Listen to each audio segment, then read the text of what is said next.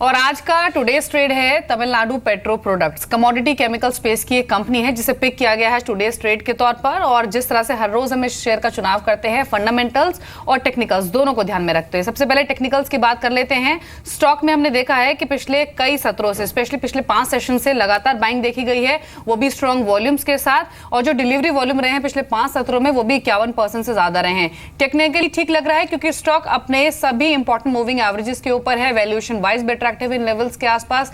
अगर आप book value से कंपेयर करेंगे तो उससे भी नीचे ये स्टॉक ट्रेड कर रहा है। तो ये कुछ टेक्निकल एस्पेक्ट्स हैं जो कि स्टॉक को एक बाय कैंडिडेट बनाते हैं। वहीं अगर फंडामेंटल्स की बात करें तो हमने देखा था Q1 में एक स्ट्रॉन्ग प्रॉफिटेबिलिटी कंपनी ने पोस्ट की थी और जो मुनाफा था वो 2 गुना बढ़ा था इस कंपनी का। Q2 नंबर्स अभी ड्यू है, लेकिन स्ट्रॉन्ग नंबर्स आने की संभावना है और प्रोबेबिलिटी है कि स्टॉक अपने 2016 के हाईस को भी टच कर सकता है। हालांकि पिछले 1 महीने में खासतौर से हमने काफी अच्छी बाइंग स्टॉक में 20-21 रुपए के लेवल से देखी है। कल 29.40 पर क्लोज हुआ, लेकिन यहां से और ऊपर जाने की प्रोबेबिलिटी लग रही है। नंबर्स पिछले क्वार्टर में काफी स्ट्रॉन्ग आए थे, जहां पर हमने 8% के ऑपरेटिंग प्रॉफिट मार्जिन्स कंपनी ने पोस्ट किए थे। रेवेन्यू फ्रंट पर भी एक डिसेंट ग्रोथ आई थी और शायद ये ट्रेंड इस क्वार्टर में भी स्ट्रेच हो। कमोडिटी केमिकल स्पेस की कंपनियों के अब तक जो नंबर्स आए हैं वो काफी स्ट्रॉन्ग भी हैं। तो उसी तरह की प्रोजेक्शंस तमिलनाडु पेट्रो प्रोडक्ट्स को भी लेकर है। तो अच्छे अर्निंग्स की होप और साथ ही साथ जो इसका प्राइस एक्शन रहा है पिछले 1 महीने में, उसको ध्यान में रखते हुए स्टॉक को आज आप देख सकते हैं।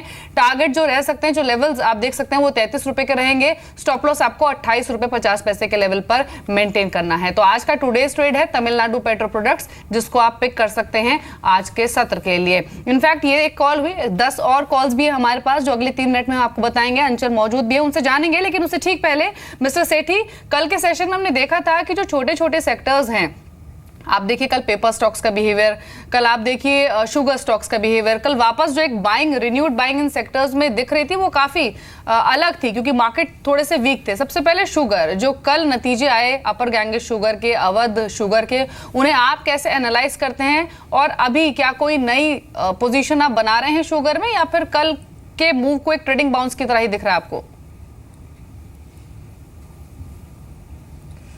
बिल्कुल दीपाली, कल के बाजार में इतनी बड़ी गिरावट के बावजूद भी ये जो 2 सेक्टर जो आपने नाम लिए, पेपर और शुगर, दोनों ही फोकस में थे। शुगर स्टॉक्स के कुछ कंपनियों ने नतीजे कल पेश किए थे अराउंड 2-2:30 के आसपास। उसके बाद एक बहुत अच्छा स्पर्ट देखा गया। मुझे लगता है आज भी ये कंटिन्यू रहना चाहिए। पर्टिकुलरली जो फैग एंड में अपर गैंजेस शुगर के नतीजे आए, बेहद ही शानदार थे। बाजार को रिएक्ट करने का बहुत मौका नहीं मिला, हालांकि स्टॉक थोड़ा बड़ा है, बट मुझे लगता है ये तेजी आज भी जारी रहेगी। So I would go with Upper Ganges Sugar. जिसके पास पड़े हैं उनको तो बिल्कुल होल्ड करना चाहिए। बाकी आने वाले दिनों में और थोड़े अपसाइड्स भी देखे जा सकते हैं। और जहाँ तक पेपर स्टॉक्स का सवाल है, बिल्कुल एक स्ट्रक्चरल एक अच्छी स्टोरी नज़र आ रही है। जो भी पेपर के दामों में जो बढ़त देखी जा रही है, बिल्ट के 2 प्लांट बंद हुए हैं और इसके अलावा इंटरनेशनली भी पेपर प्राइसेस में जो बढ़त दिखी गई है, उसका फ़ायदा देखा जा रहा है और ये परफॉर्मेंस में भी दिखाई देगा। तो मुझे लगता है पेपर स्टॉक्स पे बिल्कुल नज़र होनी चाहिए। और वहाँ पे जो मिड कैप कंपनीज़ है, जैसे जेके पेपर है, ओरिएंट पेपर है, फिर एक बालकृष्ण पेपर है जो बालकृष्ण इंडस्ट्रीज ग्रुप की कंपनी है, वहाँ पे भी नज़र रखनी चाहिए। तो इन सब स्टॉक्स पे मेरी नज़र रहेगी। ठीक है, तो इन सभी स्टॉक्स पे आप नजर रख सकते हैं। पेपर कंपनीज के अंदर हमने जैसे शुरुआत में भी आपसे कहा था कि कुछ एक इन्वेस्टर्स का पोर्टफोलियो अब पेपर स्टॉक की तरफ भी बढ़ता जा रहा है। यही बड़ी वजह है कि बाजार चल रहा है या फिर नहीं चल रहा, पेपर स्टॉक्स के अंदर कहीं ना कहीं बाइंग जरूर देखने को मिल रही है। लेकिन आप टाटाज ग्रुप की कोई भी ऐसी खबर नहीं जो जी बिजनेस से सबसे पहले आप तक ना पहुंचाई हो। आज भी कुछ अपडेट है हर रोज की तरह, और आज अपडेट लेके हमारे साथ अंचल जुड़े हैं क्योंकि खबरें एक बहुत सारी हैं, तो इसलिए सिलसिलेवार तरीके से उनसे पूछते चलते हैं कि आखिरकार टाटा ग्रुप में अब क्या हो रहा है। अब अंचल, खबर तो ये भी आ रही है कि चंद्रशेखरन शायद रेस में सबसे आगे हैं। ऐसा क्यों हो रहा है कि चंद्रशेखरन को एकाएक का पीएमओ को इस्तीफा अपना सौंपना पड़ गया? एक बड़े एनएसजी के वो चेयरपर्सन थे, क्या सुगबुगाहट है कि वो बिल्कुल टाटा सन्स में चेयरपर्सन की दौड़ में सबसे आगे हैं? बिल्कुल डिम्पी, देखिए इस समय जो कैंडिडेट्स हैं उन सभी के नामों में सबसे फेवरेट नाम जो माना जा रहा है, लिस्ट में सबसे ऊपर है, वो एन चंद्रशेखरन का है। फिलहाल वो कंपनी जो टाटा ग्रुप की कंपनी टीसीएस है, उसके एमडी एंड सीईओ हैं। लेकिन सबसे बड़ा ट्रिगर उनको हाल ही में टाटा सन्स के बोर्ड में शामिल किया गया है। तो ये इंडिकेशन एक तरह से दे रही है कंपनी टाटा सन्स की तरफ से कि कहीं ना कहीं चंद्रशेखरन अब एक हायर रिस्पॉन्सिबिलिटी के लिए शायद तैयार हैं, उनको एक हायर रोल में देखा जा सकता है। 2-3 चीज़ें हैं जो बैक कर रही हैं। पहले तो चंद्रशेखरन का एक्सपीरियंस इतने सालों में जो रहा है। देखिए, टीसीएस को स्पेयर हेड करते हैं चंद्रशेखरन, और टीसीएस टाटा ग्रुप के लिए सबसे बड़ी कंपनी, सबसे अहम कंपनी है, ना केवल रेवेन्यू लिहाज से बट कैश के लिहाज से भी। टीसीएस को पीछे अगर आप उनके कार्यभार को देखें, 2016 में आप वो फाइनली बने हैं, टाटा सन्स के बोर्ड में शामिल हुए, लेकिन उन्होंने अपने करियर की शुरुआत की थी 1987 में टीसीएस के साथ। धीरे धीरे अपना काम प्रूफ किया, अपनी परफॉर्मेंस प्रूफ की, और 2009 में जाके वो टीसीएस के एमडी एंड सीईओ बने। 2009 से लेके अब तक उन्होंने स्ट्रीमलाइन किया टीसीएस के कारोबार को, 2008 की मंदी को बीट किया। 2008 में मंदी के बावजूद भी टीसीएस का प्रदर्शन सबसे अच्छा रहा। अब कुछ कारण क्यों चंद्रशेखरन टॉप पे हैं। सबसे पहला, चंद्रशेखरन जाने जाते हैं कड़े कदम उठाने के लिए। जब टीसीएस में बहुत ज्यादा कॉम्प्लेक्सिटी आ गई थी, इन्होंने डिसाइड किया डिसेंट्रलाइज करने को, कंपनी को छोटे छोटे यूनिट्स में लाने को। वहीं दूसरी और जो ओवरऑल टाटा ग्रुप है, उनका भरोसा चंद्रशेखरन पे लगातार बना हुआ है। लगातार ग्रुप की तरफ से जो प्रेजेस हैं वो आती रही हैं। टाटा ग्रुप की कामकाज को अच्छे समझते हैं, तो कहीं ना कहीं ये सब कारण है जो एक ही तरफ दर्शाते हैं कि शायद चंद्रशेखरन टॉप प्लेयर है, टॉप रनिंग है इस समय टाटा सन्स के नए चेयरमैन। बिल्कुल। टीसीएस का भी आपने जिक्र किया क्योंकि एन चंद्रशेखरन का नाम टीसीएस से जुड़ा हुआ है। तो एक खबर ये भी है अंचल कि इस टाटा की जो बोर्डरूम बैटल शुरू हुई है, इसमें टीसीएस को सबसे ज्यादा नुकसान हो सकता है, ऐसा क्यों कहा जा रहा है? देखिए भाई, जैसा कि मैं आपको कह रहा था, टीसीएस टाटा ग्रुप के लिए बहुत अहम कंपनी है क्योंकि सबसे ज्यादा कैश जनरेशन भी टीसीएस से होता है, और यही कारण है टीसीएस को सबसे ज्यादा नुकसान होगा। अगर ये विवाद लंबा खिंचता है तो टाटा ग्रुप का जितना भी लीगल खर्च होगा उसके लिए रकम चाहिए होगी, और ऐसा माना जा रहा है कि जो कैश रिच काउ है टीसीएस, वहां से डिविडेंड की मांग बढ़ती हुई दिख सकती है। कुछ आंकड़ों पर आपकी नजर डालता हूं। टाटा ग्रुप की कुल नेटवर्थ इस समय करीब 8 लाख करोड़ की, जिसमें 4.5 लाख करोड़ की मार्केट कैप सिर्फ टीसीएस अकेले जनरेट करता है। करीब 90% जो कंपनी का कैश, जो ग्रुप का कैश है, वो टीसीएस से जनरेट होता है। ऑलरेडी अगर आप 5 साल का ट्रेंड देखें, टीसीएस ने टाटा ग्रुप को करीब 28,000 crore in terms of dividend दिया है। तो कहीं ना कहीं अगर ये बैटल लंबी खिंचती है तो जो टीसीएस के पास 32,000 करोड़ का कैश है वो यूटिलाइज होता हुआ दिखेगा, वो टीसीएस से निकलता हुआ दिखेगा। वही कारण है टीसीएस पे प्रेशर आएगा। बिल्कुल। इनफैक्ट जो एस्पेक्ट बताया अंचल ने, ये तो इंपॉर्टेंट है ही, और एक एस्पेक्ट मैं भी ऐड कर देती हूँ कि सारस मिस्त्री टीसीएस के करीब 1000 शेयर्स होल्ड करते हैं, और साथ ही अगर शपूरजी पलोंजी ग्रुप की बात करें तो 63,000 से ज्यादा का वैल्यू का जो स्टेक है वो एसपी ग्रुप का है टीसीएस में, जो कि टोटल वैल्यू का 3/4 से भी ज्यादा है। तो ये भी एक इशू हो सकता है टीसीएस के लिहाज से, लेकिन ये फैक्ट इंपॉर्टेंट है कि कैश काउ है टीसीएस पूरे ही टाटा ग्रुप के लिए, ऐसे में कंसर्न जरूर हो रहे हैं। एक छोटा कॉमेंट ले लेते हैं, उसका रजत के पास भी चलेंगे। मिस्टर महाजन, ये पूरा आपने पूरी इंफॉर्मेशन, पूरी डेवलपमेंट सुनी, और इन डेवलपमेंट्स के बीच में टीसीएस को आप कैसे देखते हैं? एक तरफ तो टाटा का बोर्डरूम बैटल और दूसरी तरफ यूएस प्रेसिडेंशियल इलेक्शंस, कैसे बिहेव कर सकता है टीसीएस?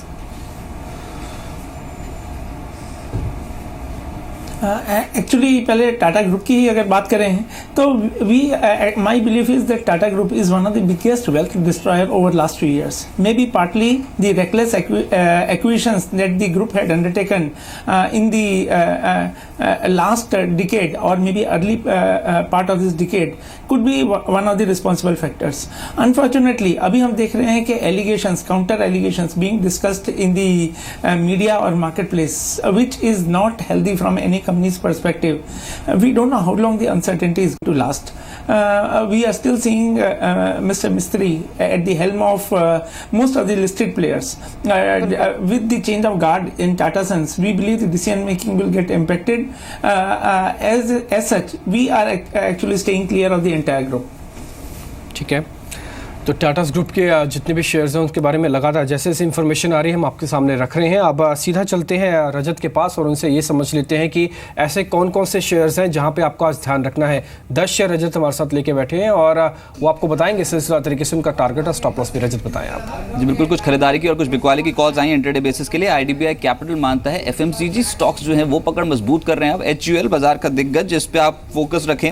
आज के लिए जो टारगेट सेट किए हैं वो है 861 के और स्टॉप लॉस 830 के लगाने होंगे। कल भी पुल बैक दे रहे थे एचयूएल, डाबर जैसे स्टॉक्स को फोकस में रखना होगा, डिफेंसिव बाइंग बढ़ सकती है। टाटा केमिकल हालांकि टूट सकता है, कल के सत्र में भी अंडर परफॉर्म कर रहा था और टाटा ग्रुप के स्टॉक्स के बारे में आप बात कर रहे थे। टाटा केमिकल वीक है चार्ट्स पे, 514 का टारगेट आईडीबीआई कैपिटल की ओर से और 536 का स्टॉप लॉस इस ट्रेड पे लगाना होगा। इसके अलावा इन्वेस्टर पॉइंट के रडार पर है एसकेएफ इंडिया। इंटरेस्टिंग पिक है क्योंकि कल गिरते बाजार में स्टॉक ने काफी स्ट्रांगली प्रदर्शन किया था। हालांकि टारगेट जो छोटा लेके चल रहे हैं 1500-1510 तक के टारगेट्स हैं, लेकिन 1463 का एक स्टॉप लॉस इस ट्रेड के लिए फॉलो करें। लेकिन एमएमटीसी ये स्टॉक गिरते बाजार पे कल काफी स्ट्रांगली एक्यूमुलेटेड स्टॉक था और पीएसयू बास्केट पे अच्छी एक्टिविटी स्टॉक पे देखने को मिल रही थी। एमएमटीसी अगर आप आज खरीदते हैं तो 57 का टारगेट रहेगा, 49 का एक स्टॉप लॉस इस ट्रेड पे लगाना होगा। साथ ही साथ बोनांजा पोर्टफोलियो, इनका मानना है शॉर्ट करना है तो मैक्लॉयड रसल एक स्टॉक हो सकता है। यहाँ पर पहला टारगेट है 162, उसके बाद 160 तक के टारगेट्स के लिए मैक्लॉयड रसल जो है उसको आप बेचकर चल सकते हैं। 168.75 के आसपास का स्टॉप लॉस इस ट्रेड पे लगाना होगा। और दूसरा, अगर बिकवाली करनी है तो इस समय हाई बीटा सेक्टर्स जैसे कि रियल्टी, इन स्टॉक्स पे गिरावट है, और HDIL जिस तरह की परफॉर्मेंस कल डेरिवेटिव मार्केट पे थी, कमजोर था चार्ट्स पे, अब 75-74 तक के टारगेट्स अप्रोच हो सकते हैं। 79 का एक स्टॉप लॉस इस ट्रेड पे आप लगा के चलें। रियल्टी वैसे भी वीक है। प्रेसिजन इन्वेस्टमेंट्स बैंकिंग पे अभी भी नेगेटिव है। कल कार्नेज देखा था हमने सरकारी खेमे में, और यहाँ पर जो बिकवाली और हावी हो सकती है। एग्रेसिव टारगेट्स हैं OBC पे 116 का टारगेट लेके चल रहे हैं, 125 का स्टॉप लॉस इस ट्रेड पे लगाना होगा। पूरा ही बैंकिंग खेमा इस समय वीक है। कैनरा बैंक जैसे स्टॉक्स पे बिकवाली करने का मौका इस समय बाजार पर निकलता है। 284 का एक टारगेट लेके चलें कैनरा बैंक पे, और 300 तक के स्टॉप लॉस आप इस ट्रेड पे फॉलो कर सकते हैं।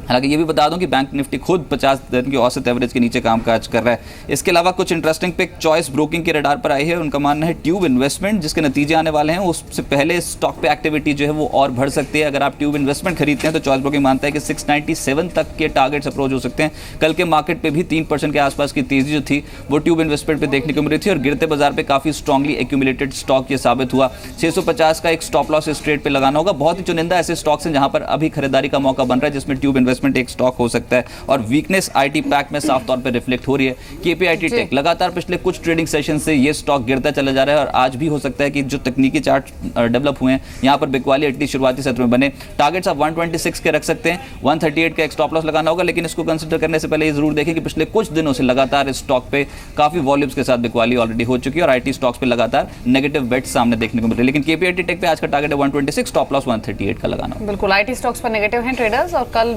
इन्फोसिस, विप्रो, माइंडट्री 3 ऐसे शेयर से जिन्होंने अपने फ्री टू वीक क्लोज भी टच किए थे।